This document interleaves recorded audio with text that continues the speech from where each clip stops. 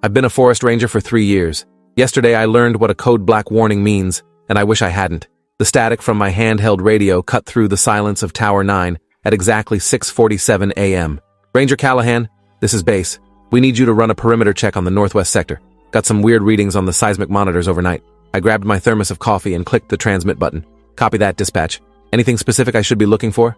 There was a pause that lasted just a beat too long. Just check for anything unusual. Report back within the hour. The way dispatch said unusual made my stomach tighten, but I'd been doing this job long enough to know that unusual in a national forest could mean anything from illegal campers to a bear getting into the equipment shed.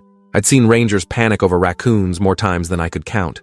The morning air was crisp as I descended the tower's metal staircase, my boots clanging against each step in a rhythm I'd memorized over 3 years of early shifts. The forest stretched out before me in that perfect stillness that only exists right after dawn, when the nocturnal creatures have gone to sleep and the daytime ones haven't quite woken up yet. I loved this job for moments exactly like this.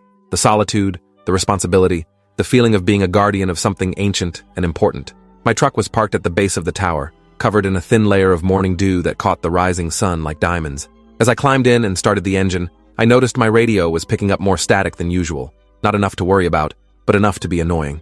I adjusted the frequency dial and headed toward the northwest sector, following the dirt road that wound through towering pines and Douglas firs that had been standing since before my grandparents were born.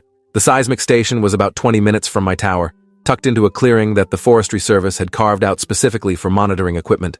We had 6 of these stations scattered throughout the park, all feeding data back to headquarters where someone with way more education than me analyzed the readings for everything from earthquakes to illegal mining operations. I'd only been called out to check on them a handful of times, usually when squirrels chewed through wiring or weather knocked a solar panel loose. When I pulled into the clearing, everything looked normal at first glance. The equipment shed was still locked, the solar panels were intact, and the seismic monitor's little green light was blinking away like it was supposed to. But then I noticed the trees.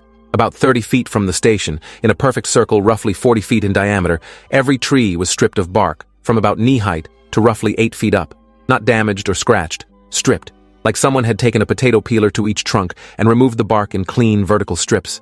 I'd never seen anything like it. My first thought was vandals, but who would come this deep into the forest just to strip bark?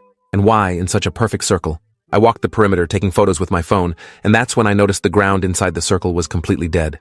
No grass, no mushrooms, no pine needles, just bare dirt that looked like it had been sterilized. Even the air smelled different here, like ozone after a lightning strike mixed with something chemical I couldn't quite place. I radioed back to dispatch. Yeah, I'm at the northwest seismic station. Got something definitely unusual here. All the trees in about a 40-foot circle around the equipment have been stripped of bark, and the ground looks